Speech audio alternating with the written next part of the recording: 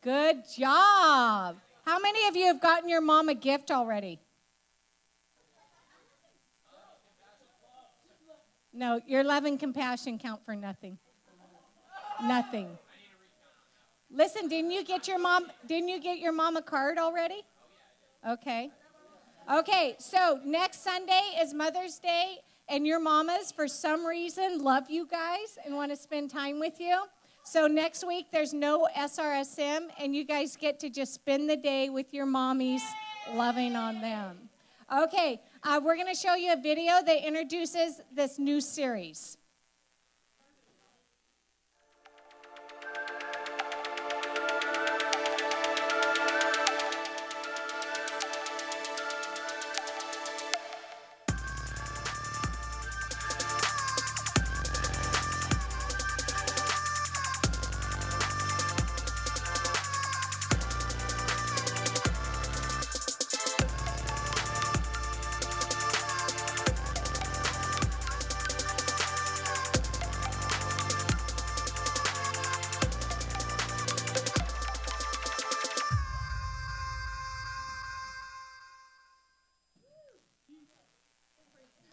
All right, guys.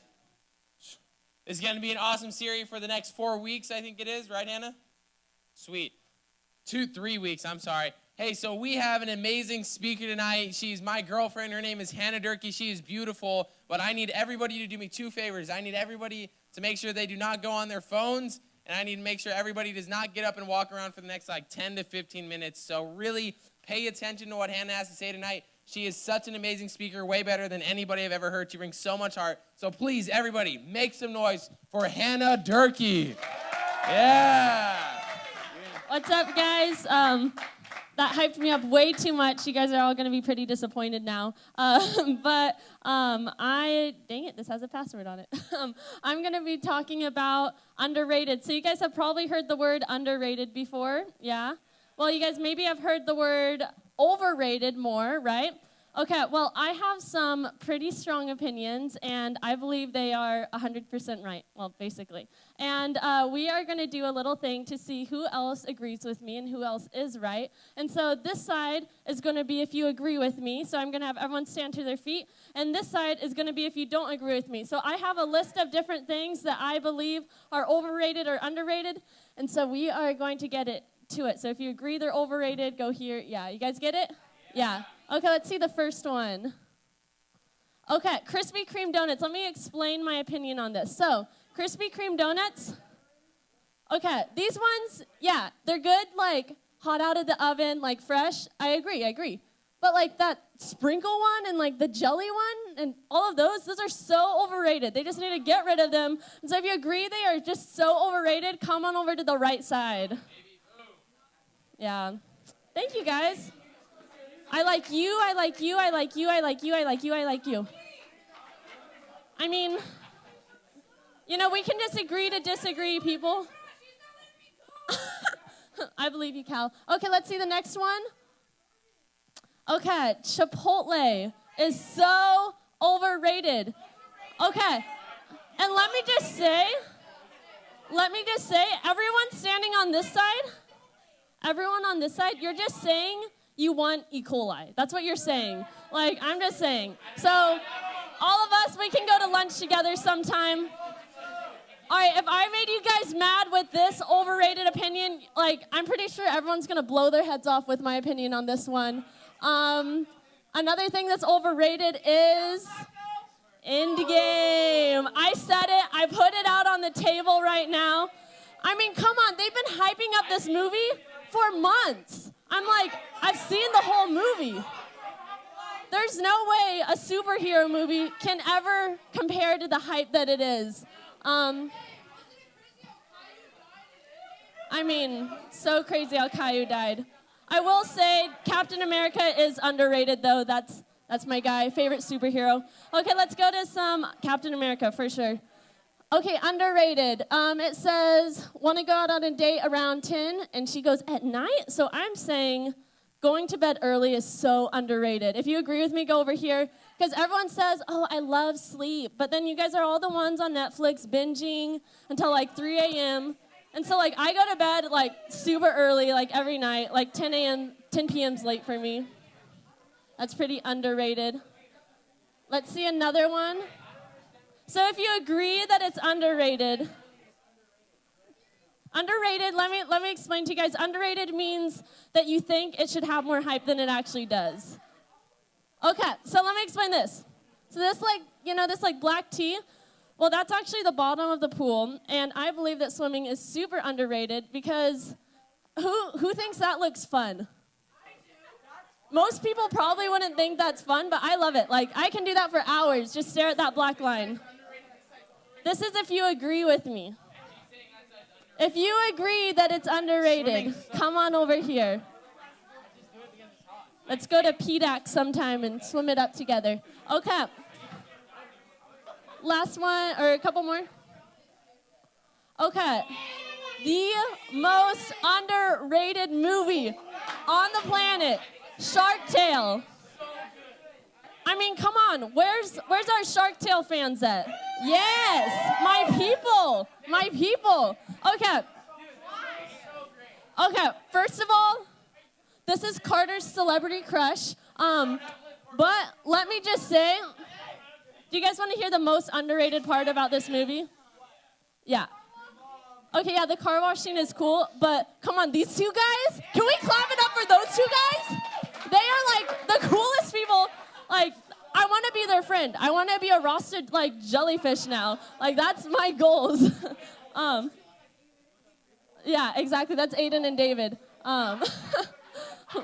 Okay, so that is my list. Did we have one more? Oh, I almost forgot. That's horchata. No, I'm kidding.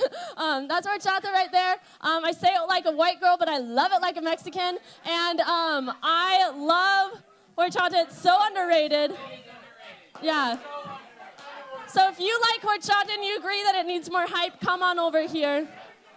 Okay, for those of you that don't know what it is, it's like rice that's been like milked. It's like rice milk. It was cinnamon and like sometimes it has like nuts in there. I don't know. It's super good. So we need to all take a trip to the taco shop some Sunday. That's a good, yeah, Logan's saying it's like Cinnamon Toast Crunch milk, but like so much better. Yeah. So now that we all know where we stand with this, you guys can all take a seat. Take a seat. Hey,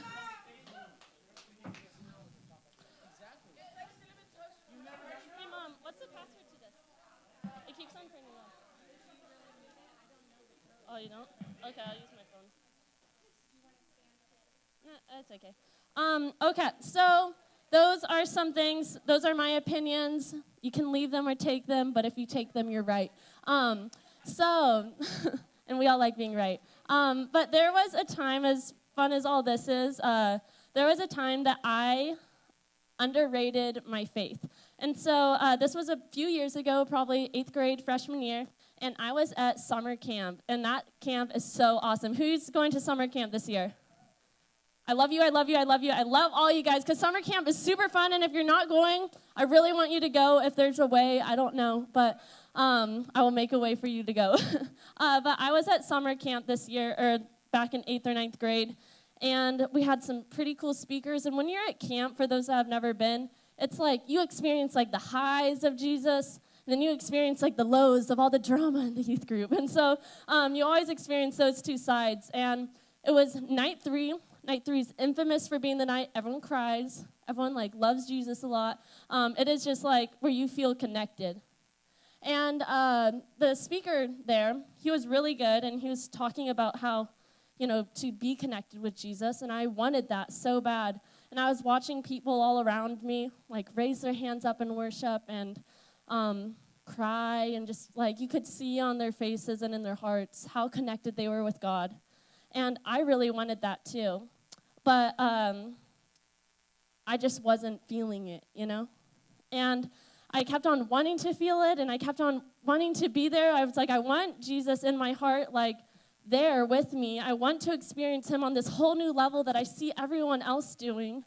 But I didn't. And I even waited about 45 minutes after everyone had left the big, like, it's like an auditorium like this, about 700 kids left. It was me and a few other people, and the band was still up there fiddling with their keys.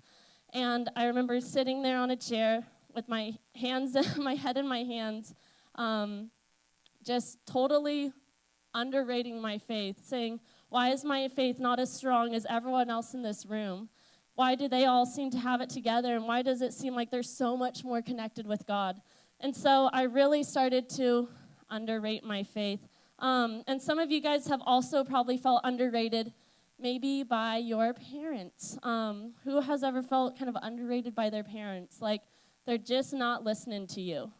Or when they make decisions in their life, they're not recognizing it, how it affects you. When they bring that new guy home, or they're coming home sloppy drunk, or whatever you guys are going through, you might feel underrated, like they don't care what you feel by your parents. You might feel underrated by your teachers.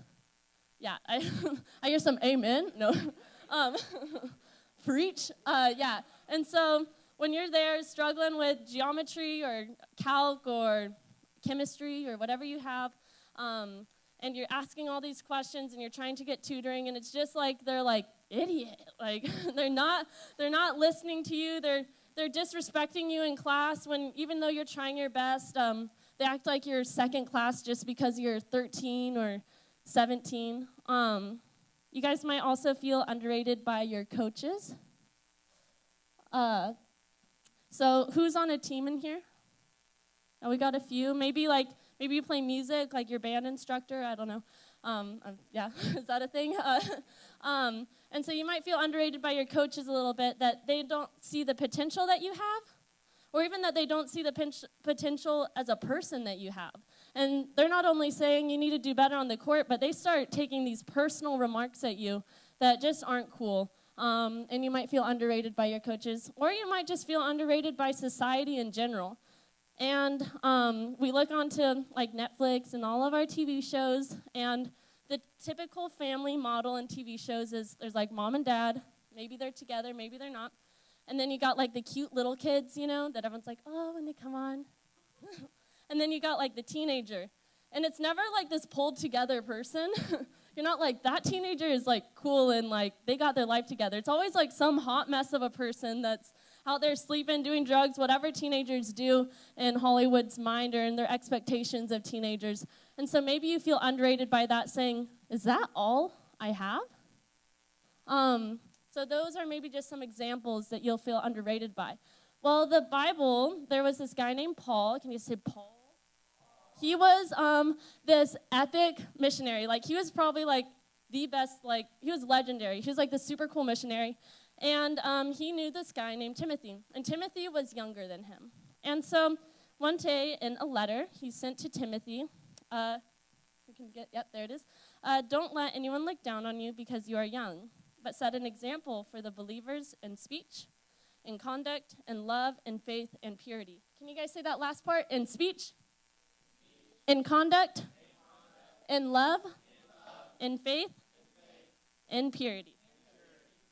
And you guys are probably sitting there, how am I going to set an example in all of those ways to my grandma? Like what older person is going to come to you and say, wow, thank you for showing me how to live. It wasn't like I was here for 50 years before you. So that just seems like kind of unreasonable. And he said, like, you might also be wondering, how do you set an example to someone who's smarter? Well, they know what they're doing, obviously. They have an A in chem. Does that, like, correlate? We think that, but it doesn't correlate at all. You might be thinking that because somebody's been a Christian longer. Well, they've known Jesus for, like, 9 years, and this is, like, my second year of ever going to church ever. How am I supposed to set an example to them? They have their life together. Well, surprise, newsflash, they don't have their life together. And there's actually many ways that we can, show our faith to other people. And so Paul was a key leader of this generation, of this, like, first generation of Christians. And he saw something genuine in Timothy's faith. And so then he points out something interesting, kind of takes an interesting turn with it all. In 2 Timothy, he says, I am reminded of your sincere faith, which first lived in your grandmother Lois and in your mother Eunice, and I am persuaded now lives in you also. And so he's like, yeah, your grandma and your mom had some pretty strong faith. But what he's really saying is Timothy had to make some serious life choices if he was going to show the faith that he really had. Yeah, there it is. And so Paul saw that genuine side in Timothy. He wouldn't have said that if Timothy was out partying and drinking and doing whatever else, posting certain things. But he saw a genuine side of Timothy's faith. Okay, and so then Timothy gave a healthy example of what faith should look like. And so in order to be taken seriously for your faith, we need to make some changes. And so if you guys aren't taking notes already, I highly recommend to take out your phone or whatever you do to take notes on. We have some cards in the front if you want to take notes on that. Because I'm going to give you 3 ways. Can you say 3? 3? Yeah, I'm going to give you guys 3 ways of how to start owning your faith. Who wants to own their faith in here? I think that's pretty cool because I respect confident people and people that are empowered by their faith. And I believe that other people respect confidence as well. And so don't you think that people will start respecting what you believe if you're confident in it? Yeah. And so you guys might be wondering, well, I'm not a Paul and I'm not a Timothy. And you're absolutely right. You are you. And that's the awesome part about it is that you get to own your faith. And so we're going to start off with number 1. Pick a part of your faith to own. And that means don't just pick the part of when you come in here on Sunday nights at 6. Pick that part of your faith when you're sitting in the back of the bus with your team. And pick that part of your faith when you're surrounded by all your friends at school that are just like way too cool. And pick that part of your faith when you're in your house surrounded by people that just don't believe the same as you. And maybe they're kind of looking down on you for going to youth group. Pick that part of your faith to own. Because then you're going to feel empowered. And when you feel empowered, you're going to be able to keep on picking more parts of your faith to own before you're just standing there like, I got this. This is what I believe. Okay, second part, everyone say number 2. Don't underrate your faith. Also, that transition was very nice. It went white to yellow. I like that. Can we do that again? I like that. Come on, please. Okay, look at yellow, white. That's cool. I think that looks really cool. Okay, so you guys might not see the payoff immediately for not underrating your faith, but just like when you make small changes in your daily life, you're going to see a big impact down the road. And so maybe for you guys, that's breaking a bad habit that you just know you shouldn't be doing. Maybe it's drinking for you or smoking or looking at certain pictures on a girl's feed, always clicking on that name. Maybe it's you need to block some certain websites on your phone. Whatever it may be for you, that first day of blocking that website or stop looking at her feed or stop smoking or stop drinking or even other things than that, stop being disrespectful, stop thinking those things. It doesn't have to be anything major. That first day, you're going to be like, what changed? But later down the road, could be a year or 2, could be a long time.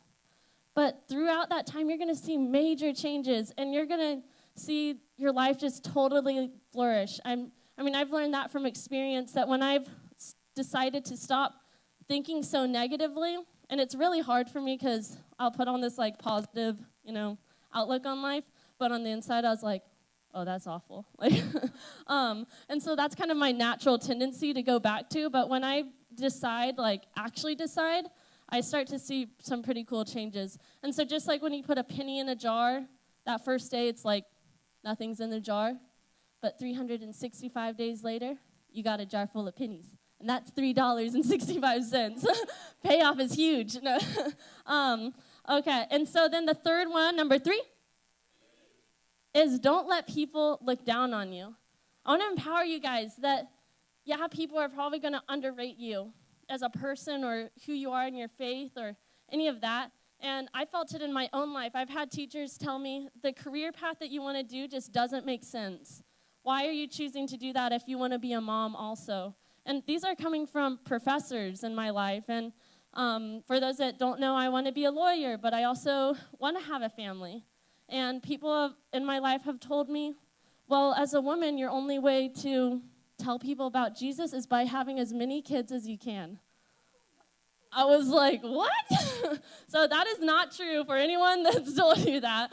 We can talk about that later. But the whole point of this is don't let people look down on you because you have so much potential. And you have so much potential in your faith right now. I'm not talking about your faith that your parents have. And I'm not talking about the faith that your parents don't have. I'm talking about the faith that you have. And that when you release yourself from all those comments that people are going to say to you, you're going to feel so empowered. And when you feel empowered, people see that in you, and they respect your confidence. And that's something super cool, I think. So those are our 3 ways to not underrate your faith. But in the end, guys, only you can own your faith, you know? And it doesn't, I know some of you guys might be here, and your family situation just isn't how you would like it to be. And you look around on Sunday mornings, and you see perfect moms and dads sitting with their kids in Sunday service, and they look like they just have it all together, don't they? But that could be the farthest from true. And I don't want you guys to feel like your identity is found in who your parents are or